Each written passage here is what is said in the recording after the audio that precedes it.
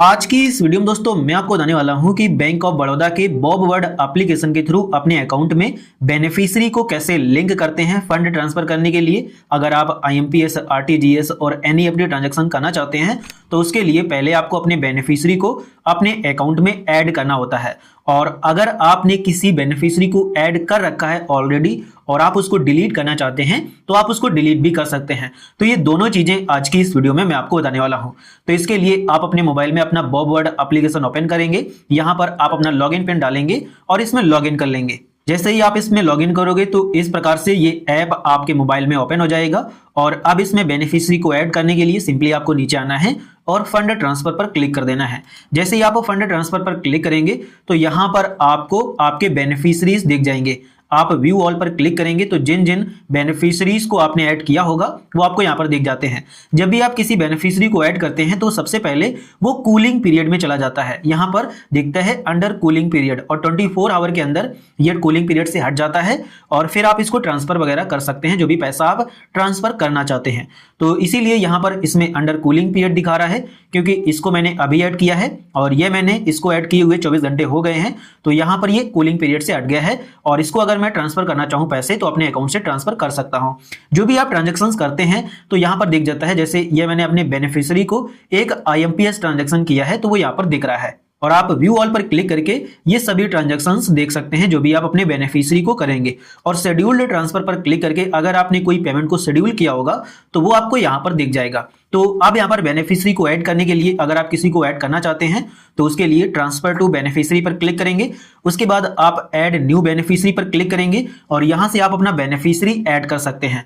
अगर आपके ही bank account में उसका अकाउंट है, जैसे मेरा बड़ौदा का अकाउंट है, तो अगर आप जिसको ऐड कर रहे हैं उसका बड़ौदा में ही अकाउंट है तो आप उसका अकाउंट नंबर और नाम वगैरह डाल करके उसको ऐड कर सकते हो। लेकिन अगर उसका अकाउंट किसी दूसरी बैंक में है तो उस केस में आपको अदर बैंक पर क्लिक करना है और यहां पर आपको उसकी डिटेल्स को डाल देना है।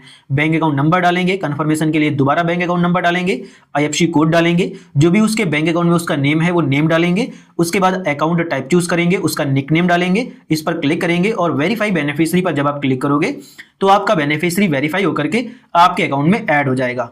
तो मैं जिसको बेनिफिशियरी ऐड करना चाहता हूं बेनिफिशियरी में उसका किसी दूसरी बैंक में अकाउंट है, मतलब कोटक बैंक में अकाउंट है, तो उसका आपको अकाउंट नंबर, आईएफएससी कोड वगैरह सारी डिटेल्स डाल देना है। तो यहां पर आप देख सकते हैं कि मैंने उसके अकाउंट की सारी डिटेल्स को डाल दिया है। जब आप आईएफएससी कोड डालेंगे तो जिस ब्रांच में उसका अकाउंट होगा वो ब्रांच भी आपको यहां पर दिख जाएगा। जैसे यहाँ पर कानपुर के कल्याणपुर में यहाँ पर ये बैंक अकाउंट ओपन है।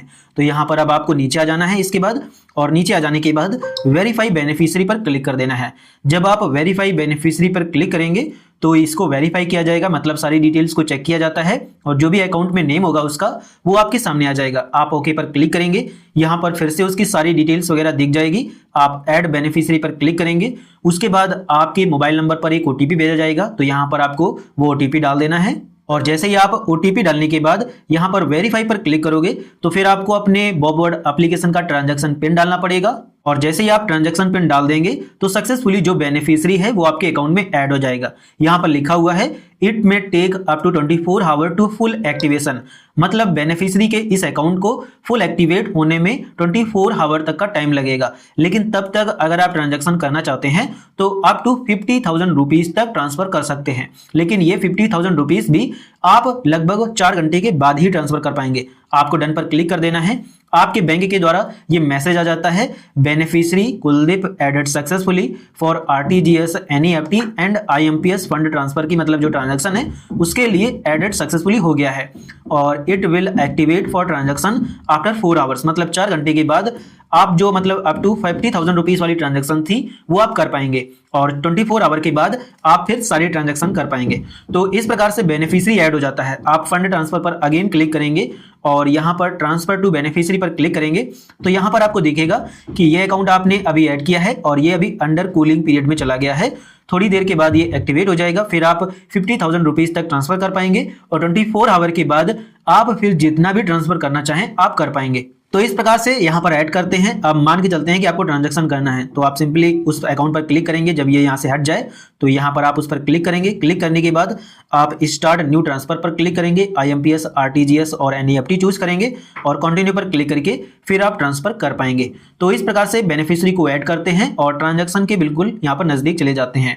और अब यहाँ पर आते हैं कि अगर आप किसी बेनिफिशियरी को रिमूव करना चाहते हैं अपने अकाउंट से तो आप रिमूव कैसे करेंगे, मतलब डिलीट कैसे करेंगे। तो उस केस में इसको ओपन करना है, फंड ट्रांसफर पर क्लिक करना है, ट्रांसफर टू बेनिफिशियरी पर क्लिक करना है। जिसको भी आप हटाना चाहते हैं सिंपली आप यहाँ पर उस पर क्लिक करेंगे। क्लिक करने के बाद आप थ्री डॉट पर क्लिक करेंगे और यहाँ पर आपको मतलब नहीं दिखेगा, लेकिन यहाँ पर दिखेगा कि ये है, मतलब डिलीट का बटन आ रहा है। तो आप इस पर क्लिक करेंगे। यहाँ पर डिलीट करना चाहते हैं तो ये आप यस पर क्लिक कर देंगे। उसके बाद आपको अपना ट्रांजैक्शन पिन डालना पड़ेगा और जैसे ही आप ट्रांजैक्शन पिन डाल दोगे तो जो आपका बेनिफिशियरी है वो सक्सेसफुली डिलीट हो जाएगा। आप देख सकते हैं कि जो ये बेनिफिशियरी था यहाँ पर ये डिलीट हो चुका है। मैं आपको एक बार दिखा दूं, यहाँ पर आप देख सकते हैं कि वो बेनिफिशियरी डिलीट हो चुका है। तो इस प्रकार से बैंक ऑफ बड़ौदा के अकाउंट में आप यहाँ पर बेनिफिशियरी को ऐड करते हैं और डिलीट करते हैं, जिसका पूरा प्रोसेस मैंने आपको बता दिया है। अगर आपको ये वीडियो पसंद आया है तो वीडियो को लाइक करिए। साथ ही अगर आपके मन में कोई भी सवाल है तो आप हमसे कमेंट सेक्शन में पूछ सकते हैं। मैं आपको बता दूं कि कुछ भी अगर आपको नहीं समझ में आया है तो बेझिझक आप हमसे कमेंट सेक्शन में पूछिए, मैं आपको उसका जवाब जरूर दूंगा।